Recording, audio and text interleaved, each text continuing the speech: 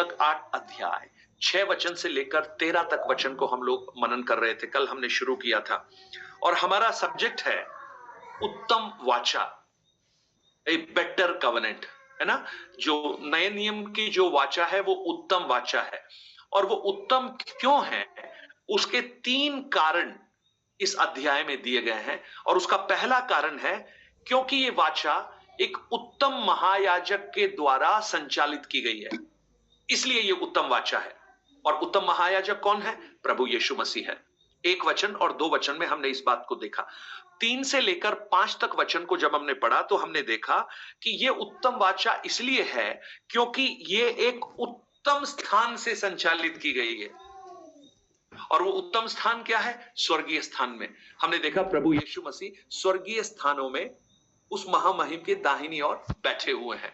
सो उत्तम स्थान से उत्तम व्यक्ति के द्वारा। और अब तीसरी बात जो हम पढ़ रहे हैं उसके 6 वचन से लेकर 13 वचन तक, ये जो वाचा है ये उत्तम वायदों पर टिकी हुई है, उत्तम वायदों पर टिकी हुई है। और 6 से लेकर 13 तक वचन को हम पढ़ेंगे और ये बहुत ही लंबा एक भाग है ना। हम कोशिश करेंगे कि जल्दी से उसको हम सीख सकें। आप उसका 6 वचन और 7 वचन सिर्फ पढ़ दीजिएगा। पर उसको उनकी से पढ़कर सेवा यीशु को मिली, क्योंकि वह और भी उत्तम वाचा का मध्यस्थ ठहरा, जो और उत्तम प्रतिज्ञाओं के सहारे बांधी गई है, क्योंकि यदि वह अपनी वाचा निर्दोष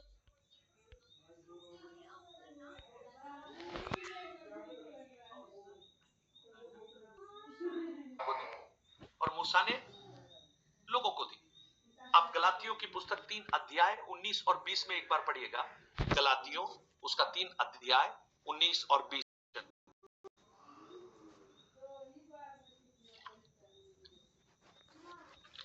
वाईफाई चालू करो, काम नहीं चल रहा। अब फिर व्यवस्था क्यों? व्यक्ति का जजमेंट होता था, कॉन्शियस, जो परमेश्वर ने विवेक दिया था। इसलिए जब हम कोलोसियों की पुस्तक पढ़ते हैं, लिखा है उनका विवेक मानो लोहे के उससे दागा हुआ है, यानी विवेक खत्म हो गया लोगों का। सो अब क्या हुआ? जब विवेक सही नहीं रहा और अपराध आ गए तो क्या हुई? व्यवस्था आई कि उस वंश के आने तक रहे जिसको प्रतिज्ञा दी गई थी। और यह व्यवस्था लिखा है उस वंश तक रहेगी, और वह स्वर्गदूतों के द्वारा एक मध्यस्थ के हाथ ठहराई गई। मैंने ये वचन बहुत पहले आपको पढ़ा था। आपको याद होगा पहला अध्याय जब इब्रानियों की पुस्तक हमने पढ़ा था, वहां पर हमने ये देखा था कि लेखक ये स्थापित करता है कि प्रभु यीशु मसीह स्वर्गदूतों से ऊपर है। और उसका कारण पता है? यहूदी लोग स्वर्गदूतों को बहुत आदर करते थे, बहुत सम्मान करते थे। क्यों करते थे? क्योंकि वो ये विश्वास करते थे कि जो व्यवस्था मूसा को मिली थी, परमेश्वर ने स्वर्गदूतों के माध्यम से मूसा को दी थी। और यही गलातियों में पौलुस लिख रहा है, स्वर्गदूतों के द्वारा एक मध्यस्थ के हाथ ठहराई गई। इसलिए वो स्वर्गदूतों का बड़ा सम्मान करते थे। और लेखक को यह बताना पड़ा कि हमारा यीशु स्वर्गदूतों से बहुत बढ़कर है। इसलिए आपने पढ़ा होगा कि जो व्यवस्था स्वर्गदूतों के माध्यम से आई थी, उसको मानने के लिए इतनी कोताही कर रहे हो, इतना जोश उसको दिखा रहे हो, तो उससे भी कितना उत्तम है जो जीवित प्रभु ने जो वाचा दी उसको मानने में हमें मन लगाना चाहिए।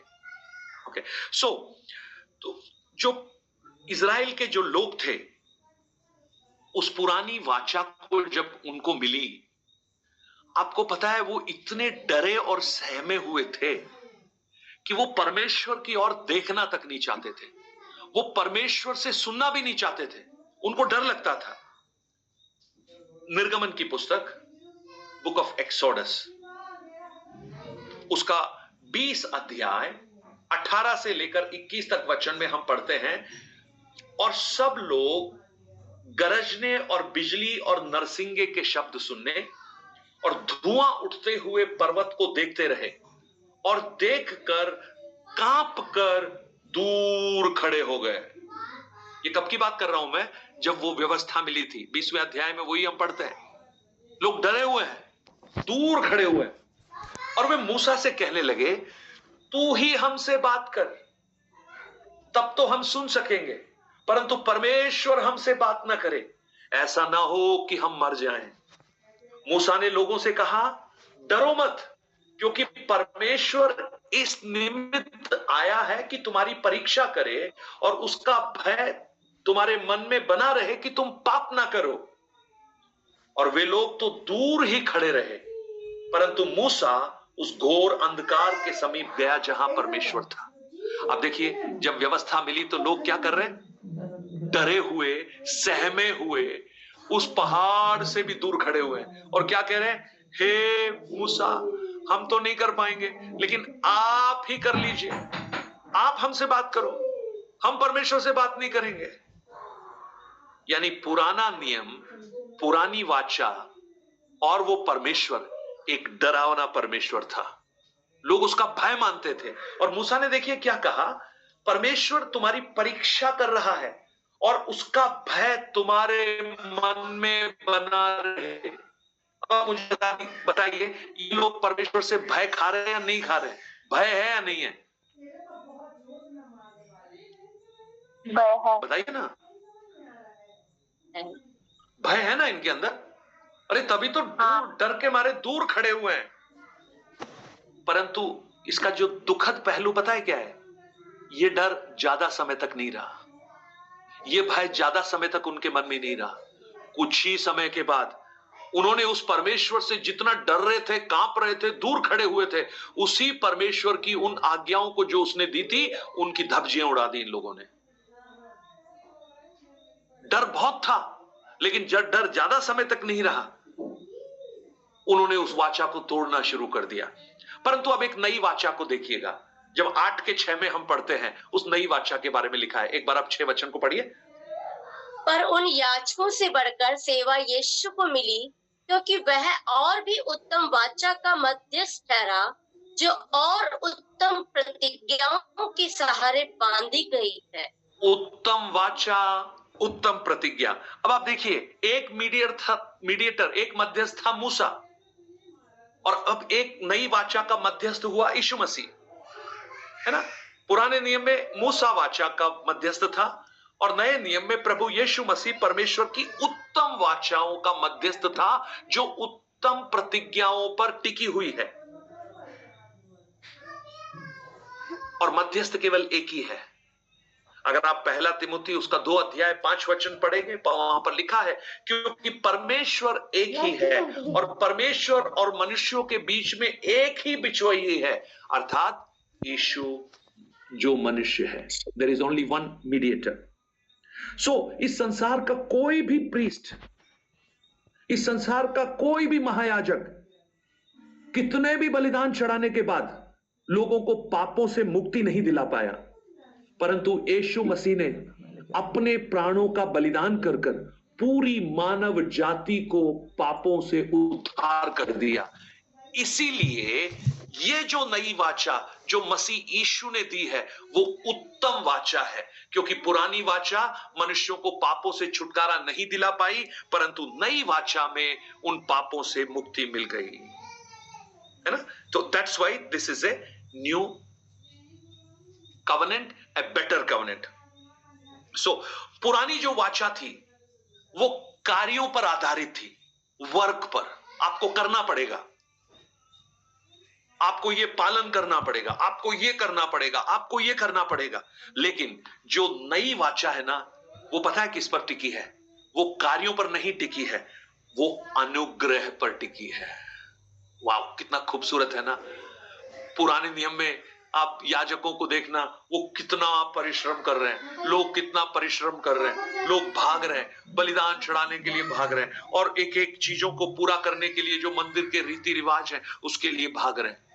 लेकिन जब हम नई वाचा में जब हम आते हैं, हम अयोग्य। अरे पुराने नियम में कोई व्यक्ति याजक हो ही नहीं सकता। याजक तो छोड़ो, अगर कोई गलती करता हुआ पाया गया तो पथराव कर कर मार डालते हैं उसको। लेकिन अब नए नियम में इस वाचा जो उत्तम वाचा है, मैं और आप देखिए, हमको हमारी अयोग्यता में, हमारी निर्बलता में, जब हम उस दलदल के कीच में पड़े हुए थे, उसने हमें चुना, हमारे कार्यों के आधार पर नहीं, लेकिन उसके अनुग्रह के आधार पर। मतलब तो आप बताइए कौन सी वाचा उत्तम है? नई वाचा बहुत उत्तम है। और साथ ही साथ इसमें गारंटी भी है, किसी ने हमारी जमानत भी ली है। कौन है हमारी जमानत लेने वाला? 7 अध्याय 22 वचन को पढ़ेंगे, वहां पर लिखा है वो एक उत्तम वाचा का जामीन बन गया, सुरेटी, मैंने वो वचन बताया था, आपको याद होगा, गारंटर बन गया, गारंटर बन गया। जैसे कोई लोन लेता है ना, लोन जब लेता है तो लोन ऐसे ही नहीं मिलता किसी को, उसको एक गारंटर की जरूरत होती है। गारंटर क्या करता है? वो ये आश्वासन देता है अगर ये व्यक्ति अगर इस लोन को नहीं चुका पाएगा तो मैं इस लोन को चुकाऊंगा। गारंटी ली उसने, यीशु मसीह गारंटी लेता है। कितने 10 बजे मैं आपको बताना चाहता हूं इस नई वाचा में हम अनाथ और त्यागे हुए नहीं हैं, लेकिन यीशु मसीह एक गारंटर बनकर हमारे साथ है और उत्तर की छाप हम पर लगी हुई है और हम कभी भी तिरस्कृत नहीं किए जा सकते क्योंकि यीशु मसीह गारंटी ले रहा है। ये जो नई वाचा में जो हम धार्मिकता को कमाते नहीं हैं, परंतु हम उसको अर्न नहीं करते, परंतु हमें क्या होता है, वो अपने आप मिल जाती है जब हम उस पर विश्वास करते हैं। और यीशु मसीह का जो कवनेंट है वो बेटर कवनेंट है। पता है क्यों? जितनी भी पुरानी वाचाएं हैं उन सब वाचाओं का पूर्तिकरण करती है यीशु मसीह की नई वाचा, फुलफिलमेंट ऑफ लॉ।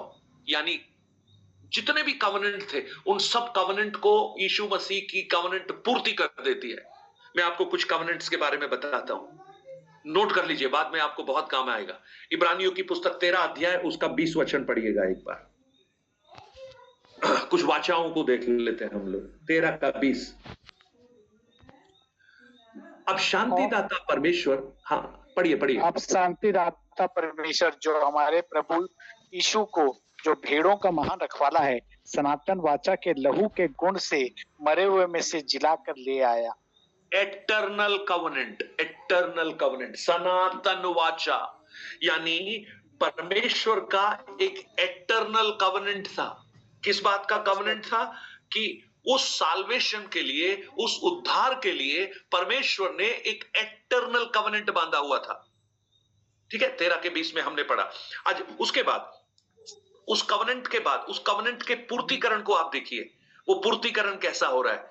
तो एक और कवनेंट वहां पर आया और उसे हम बोलते हैं रिडेम्पशन का कवनेंट, रिडेम्पटिव कवनेंट। वो किसके साथ बांधा? अब्राहम के साथ बांधा। उत्पत्ति की पुस्तक 12 अध्याय उसका 1, 2, 3 में हम उस कवनेंट को हम देखते हैं। क्या है वो कवनेंट? अब्राहम के साथ जो अब्राहमिक कवनेंट उसको बोलते हैं, उसको रिडेम्पटिव कवनेंट भी हम बोल सकते हैं, छुटकारे की वाचा। 12 अध्याय 1, 2, 3 पूरा मत पढ़िए और उसके तीसरे वचन को पढ़ लेते हैं। वहां पर लिखा है, और जो तुझे आशीर्वाद दे और उन्हें मैं आशीष दूंगा, और जो तुझे कोसे उसे मैं श्राप दूंगा, और भूमंडल के सारे कुल तेरे द्वारा आशीष पाएंगे। भूमंडल के सारे कुल, and all the families of earth will be blessed by your generation। अब आप देखिए, ये एक रिडेम्पटिव प्लान है। परमेश्वर एक रिडेम्पटिव एक कवनेंट कर रहा है अब्राहम के साथ। अब्राहम, तेरी जो पीढ़ी होगी ना, उस पीढ़ी के द्वारा पृथ्वी के सारे कुल आशीष पाएंगे। और पता है इसका पूर्तिकरण कब हुआ? यीशु मसीह के द्वारा। जब यीशु मसीह इस पृथ्वी पर आया, उस समय जिन्होंने भी उस पर विश्वास किया, उसमें कोई धर्म, कोई क्रीड, कोई भाषा, कोई पद, कुछ भी मायने नहीं रखता। Only one thing, faith in Jesus. हो रहा है ना आज? पृथ्वी के सारे कुल आशीष पा रहे हैं ना?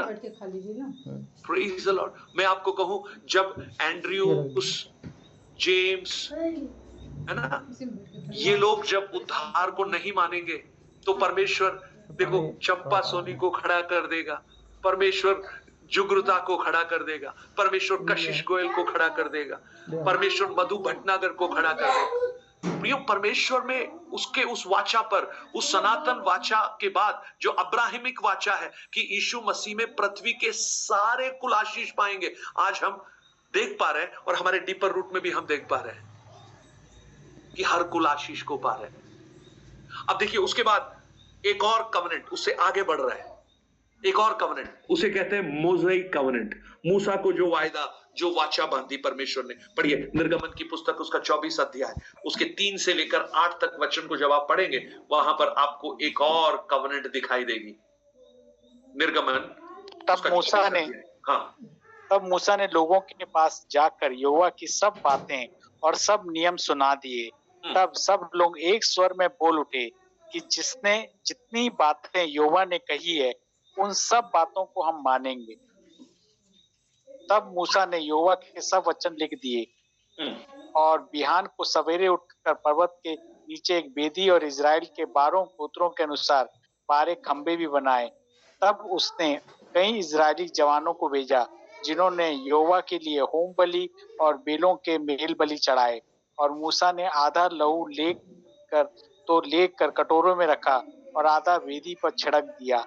तब वाचा की पुस्तक को लेकर लोगों को पढ़ सुनाया। उसे सुनकर उन्होंने कहा, जो कुछ यहोवा ने कहा है वो सब को हम करेंगे और उसकी आज्ञा मानेंगे।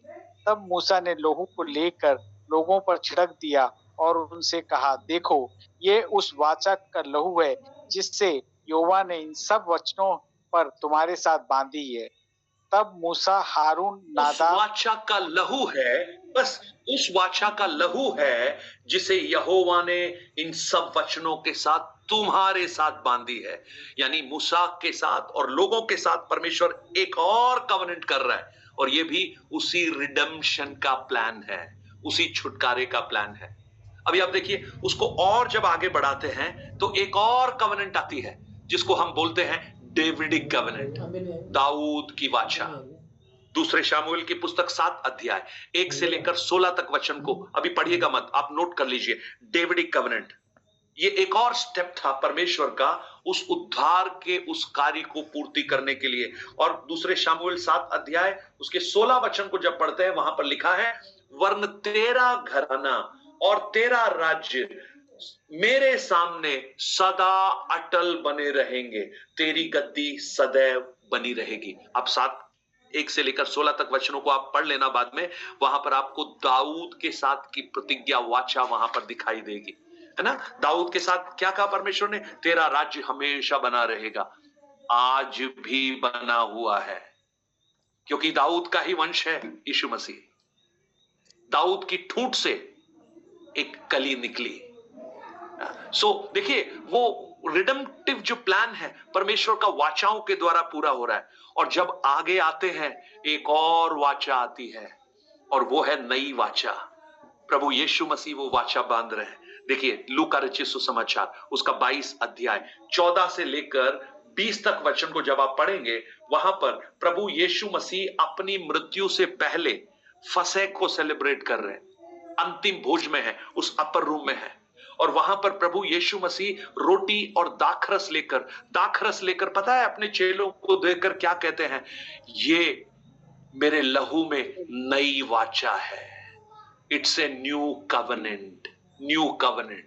देखिए रिडेम्पशन का फुलफिलमेंट है ये, इसके बाद कोई वाचा की आवश्यकता नहीं है। यानी अब तक जितनी वाचाएं आपने देखी, चाहे वो परमेश्वर की सनातन वाचा हो, चाहे वो अब्राहम के साथ की गई वाचा हो, चाहे वो मूसा के साथ की गई वाचा हो, चाहे वो दाऊद के साथ की गई वाचा हो, ये सारी वाचा को जब आप देखते देखते आगे बढ़ेंगे तो आप देखेंगे यीशु मसीह के समय में उसने एक नई वाचा दी, उसका लहू एक नई वाचा, इट्स ए न्यू कवनेंट। इसके बाद कोई वाचा की आवश्यकता नहीं। तो इससे क्या समझ में आता है कि जितनी भी पुरानी वाचाएं हैं, वास्तव में वो सारी वाचाएं यीशु मसीह की श्रेष्ठ वाचा में आते हुए समाप्त हो जाती हैं। यानी फुलफिलमेंट है इन सब का।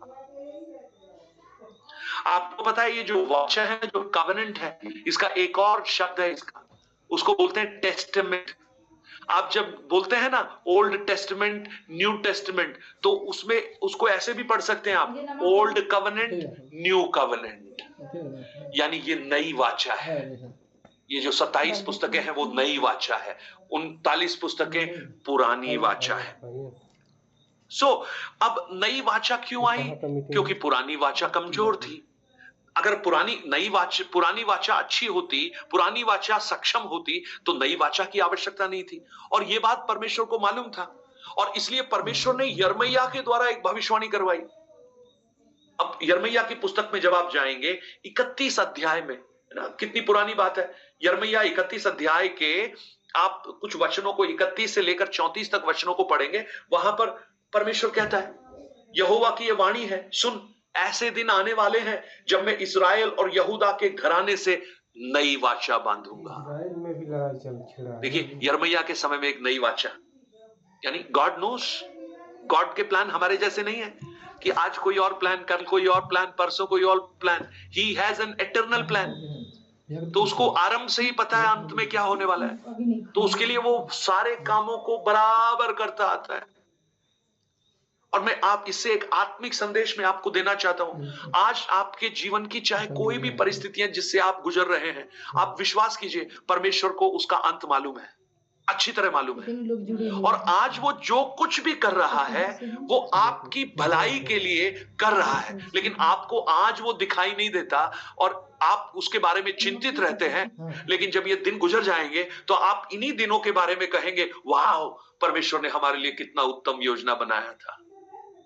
यूसुफ कहता है इस बात को, यूसुफ अपने भाइयों से कहता है, उत्पत्ति की पुस्तक 50 अध्याय उसके 20 वचन में यूसुफ कहता है, तुमने जो मेरे लिए बुराई की थी, मेरे परमेश्वर ने उसी बुराई में से भलाई को उत्पन्न कर दिया। लेकिन कब कहा? 13 साल के लंबे संघर्ष के बाद। ये 13 साल बहुत खतरनाक लगते हैं हमें प्रियो। हमारे ऊपर एक वायदा है, प्रभु ने वायदा दिया है हमारे लिए और हम उसने गारंटी ली है हमारी, तो हमारा अंत तो सुनिश्चित है, इसमें कोई शक की गुंजाइश नहीं है।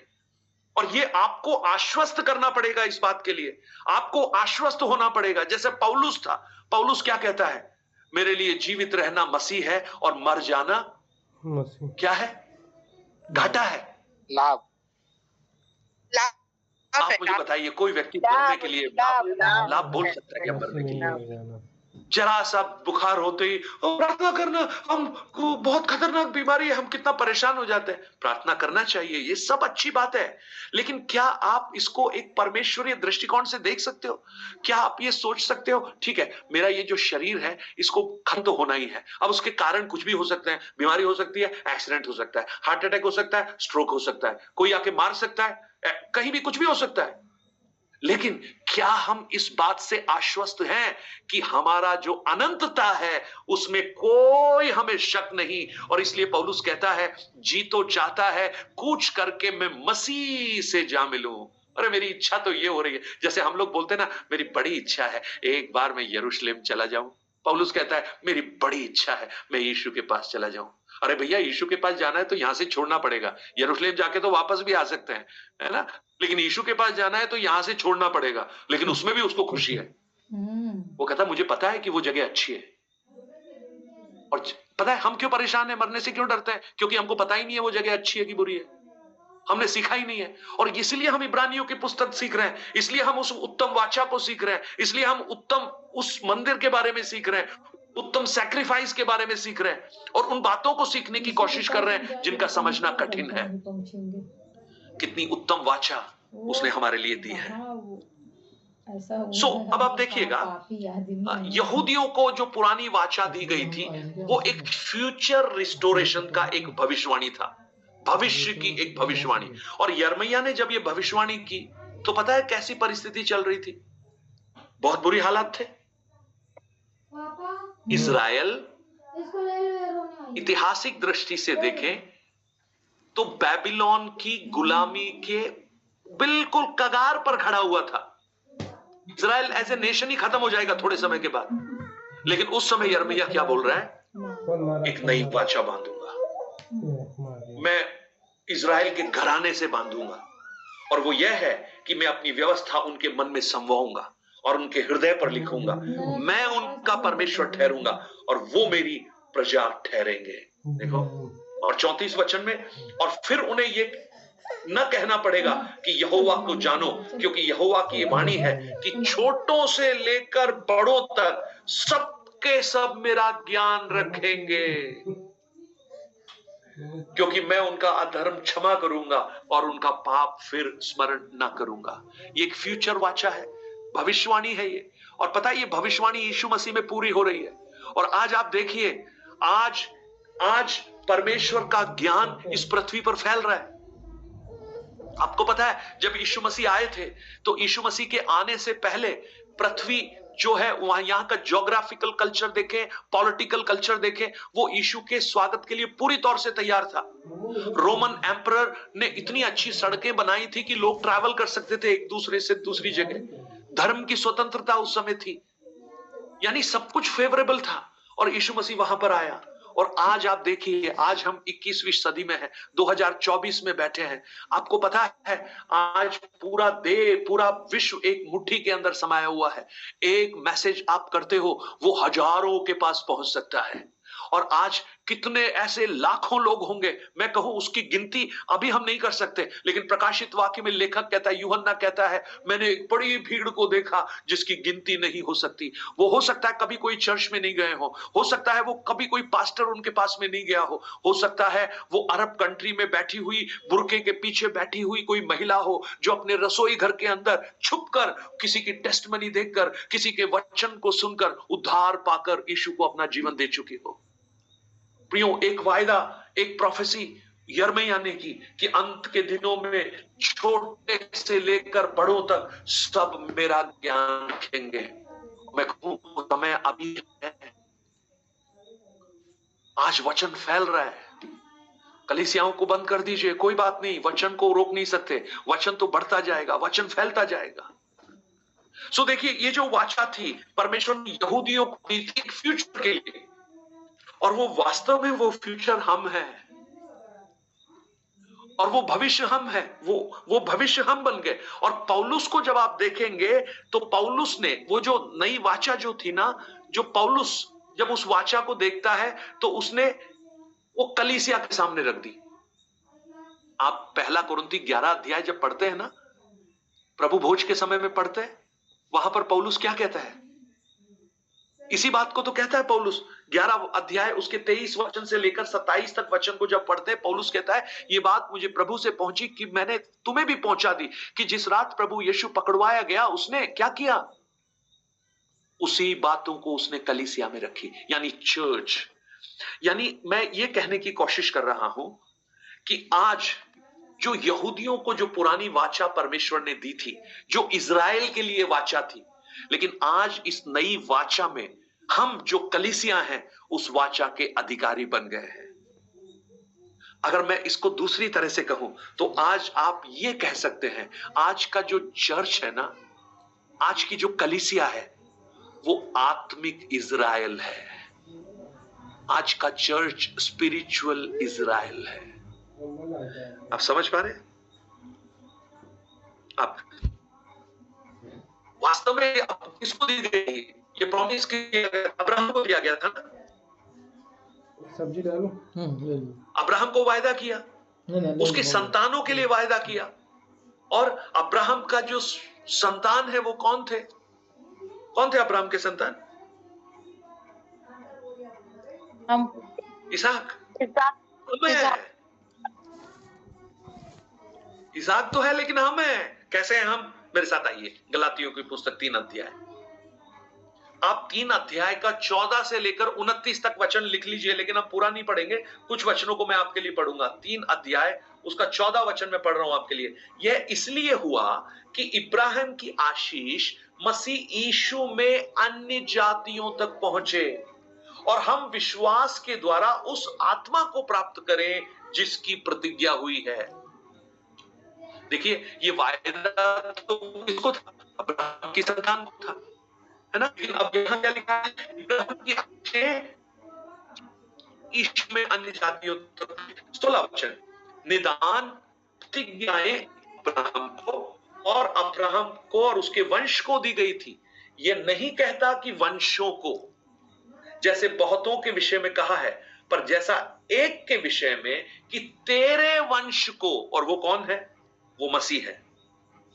18 वचन, क्योंकि यदि मीरास व्यवस्था से मिलती तो प्रतिज्ञा से नहीं, परंतु परमेश्वर ने इब्राहिम को प्रतिज्ञा के द्वारा दी। एक प्रतिज्ञा की, 12 अध्याय में एक प्रतिज्ञा की, तुझे दूंगा। अब उसके बाद 29 वचन, ये बड़ा खूबसूरत है। 29 वचन, और यदि तुम मसीह के हो तो इब्राहिम के वंश और प्रतिज्ञा के अनुसार वारिस भी हो। समय की कमी के कारण मैं 14 वचन से लेकर 29 तक पूरा नहीं पढ़ रहा हूं। जब आप उसको पढ़ेंगे तो आपको एक सच्चाई समझ में आएगी। जो वाचा, जो वायदा परमेश्वर ने अब्राहिम को दिया था, जो वाचा यहूदी लोगों के लिए थी, लेकिन वो वाचा धीरे धीरे ट्रांसफर होकर अब्राहम के आत्मिक संतानों के पास पहुंच गए। और वो कौन है? मैं और आप।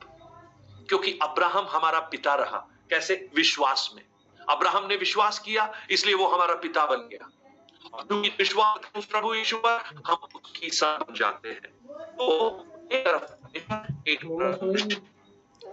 और परमेश्वर का जो न्यू कॉवेनेंट और उसकी ब्लेसिंग है, वो मनुष्यों तक पहुंच सकती है, लेकिन वो पता है किसमें छुपी हुई है? यीशु मसीह में। आप मेरी बात समझ पा रहे हैं? एक तरफ परमेश्वर, एक तरफ मनुष्य। और परमेश्वर कुछ वायदों को देना चाहता है, परमेश्वर कुछ प्रतिज्ञाओं को, कुछ आशीषों को देना चाहता है जो मनुष्य तक आना चाहती है। लेकिन पता है उसका लाने का एक ही मध्यस्थ है, और वो मध्यस्थ है प्रभु यीशु मसीह।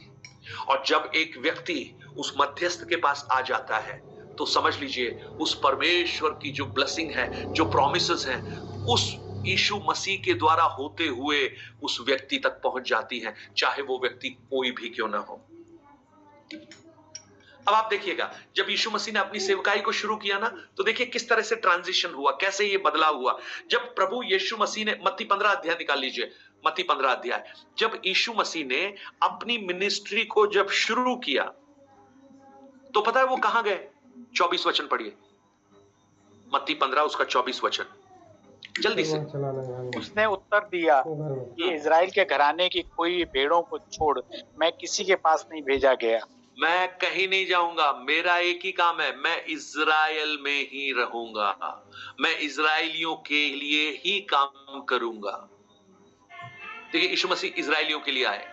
उसके बाद जब यीशु मसीह ने 10 अध्याय निकाल लीजिए मत्ती, जब यीशु मसीह ने अपने चेलों को भेजा, जब चेलों को भेजा तो देखिए उसके 5 और 6 वचन में क्या लिखा है? इन 12 को यीशु ने यह आज्ञा देकर भेजा। एक पढ़ लीजिए, एक पढ़ लीजिए। उन 12 को यीशु ने यह आज्ञा देकर भेजा, अन्य जातियों की ओर न जाना और सामरियों के किसी नगर में प्रवेश न करना, परंतु इजराइल के घराने ही की खोई हुई भेड़ों के पास जाना। देखो यीशु मसीह ने जब अपने चेलों को भेजा तब भी ये कहा, कहीं नहीं जाना, किसी के पास नहीं जाना, सिर्फ इजराइल की खोई हुई भेड़ों के पास जाना। यानी यीशु मसीह खुद इजरायलियों के लिए थे। यीशु मसीह ने जब चेलों को भेजा उनको भी बोला कि इजरायलियों जाना। और जब यीशु मसीह ने चर्च को कमीशन किया तब भी यही कहा। लूका रचित सुसमाचार 24 अध्याय उसके 46 से लेकर वचन को जब आप पढ़ेंगे वहां पर लिखा है, और उनसे कहा जो लिखा है कि मसीह दुख उठाएगा और तीसरे दिन मरे हुओं में से जी उठेगा, और यरूशलेम से लेकर सब जातियों में मन फिराव का और पापों की क्षमा का प्रचार उसी के नाम से किया जाएगा। वहां लिखा होता उसने यरूशलेम। और प्रेरितों की पुस्तक 8 वचन को भी जब आप पढ़ेंगे ना तो वहां भी यही लिखा है, जब पवित्र आत्मा तुम आएगा तो सामर्थ पाओगे। और उसके बाद यरूशलेम में, यहूदिया में, उसके बाद आया है समरिया, उसके बाद आया है पृथ्वी का छोर। सो पता है क्या हुआ? जब परमेश्वर ने अपने पुत्र यीशु मसीह को भेजा तो यीशु मसीह अपनों के पास गया, लेकिन अपनों ने उसे ठुकरा दिया, अपनों ने उसको रिजेक्ट कर दिया। या उन्होंने मैसेज को सिर्फ रिजेक्ट नहीं किया, लेकिन मैसेंजर को भी रिजेक्ट कर दिया। जो यीशु जो संदेश लाया था उसको सिर्फ उन्होंने अंधे की नहीं की, लेकिन यीशु की भी अंधे की कर दी, उसको भी क्रूस पर चढ़ा दिया। तो अब एक नया कार्य शुरू हुआ। पता है क्या हुआ?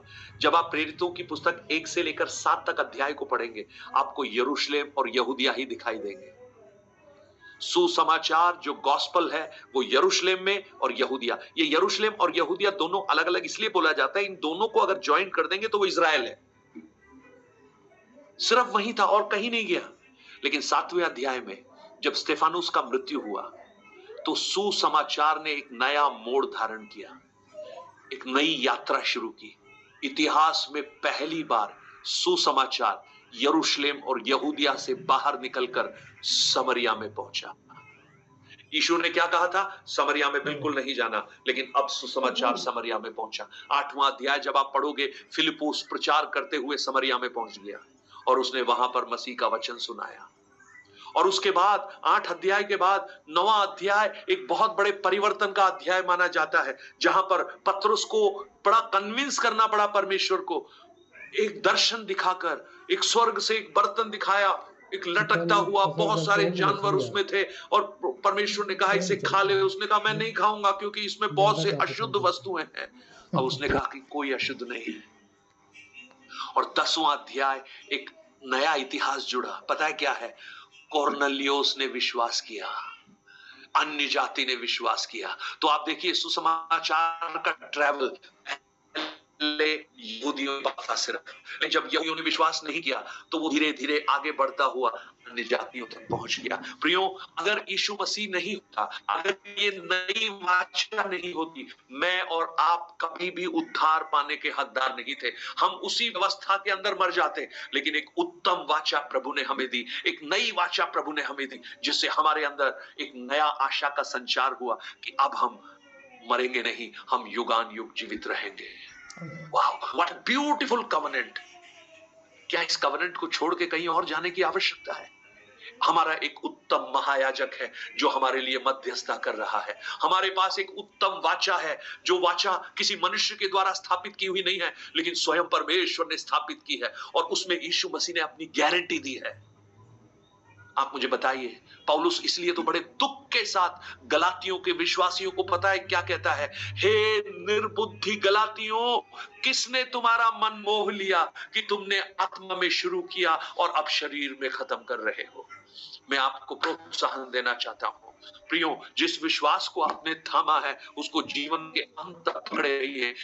ये खूबसूरत है, ये खूबसूरत माया है और खूबसूरत स्थान वो हमारे लिए तैयार कर रहा है। जब वो समाप्त हो जाएगा, हम संसार के हर रूप से मैं आपको कहूँ, कोई बीपी नहीं होगा, कोई शुगर नहीं होगा, बैक पेन नहीं होगा, किडनी का प्रॉब्लम नहीं होगा, लिवर का प्रॉब्लम नहीं होगा। और तो और मैं कहूँ, वहां कोई आंसू भी नहीं होंगे, क्यों? वो अपने हाथों से हमारे आंसुओं को पोंछेगा।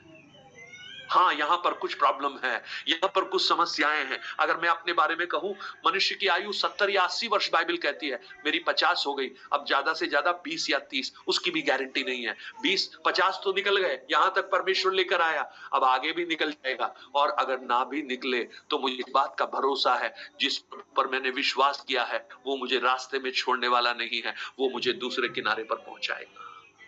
प्रियो, ये पत्री, ये इब्रानियों की पत्री आपके विश्वास को बढ़ाए। ये इब्रानियों की पत्री आपके यीशु के साथ के प्रेम को और मजबूत करे। ये इब्रानियों की पत्री आपके उन वाचाओं को आपको स्मरण दिलाए जो परमेश्वर ने आपके लिए किए हैं। एक उत्तम वाचा, एक उत्तम महायाजक, एक उत्तम सेवा। लेट्स क्लोज आवर आईज, आंखों को बंद करें, प्रार्थना करें। परमेश्वर से कहें, प्रभु, इस पुस्तक को पढ़ते हुए आप हमारे अंदर एक नई आशा का संचार पैदा कीजिए। अगर हम में से कोई भी विश्वास में कमजोर हो रहे हैं, बहुत से लोग पता है एक गुनगुनी अवस्था में आ जाते हैं, लेकिन ये पत्री आपको गुनगुनेपन से उस गर्मी की ओर लेकर जाए। आपके विश्वास की कमजोरी से आपको यीशु से और प्रेम करने के लिए आपको लेकर चले। हम पुरानी वाचा के नहीं है जो डरते हुए बैठते हैं, पुराने नियम में पहाड़ के दूर खड़े हुए थे। आज हम उस परमेश्वर को, उस यीशु को अपना प्रिय पिता कहकर आलिंगन कर सकते हैं। कितनी खूबसूरत वाचा है। अपने आप को समर्पण करें, प्रार्थना करें।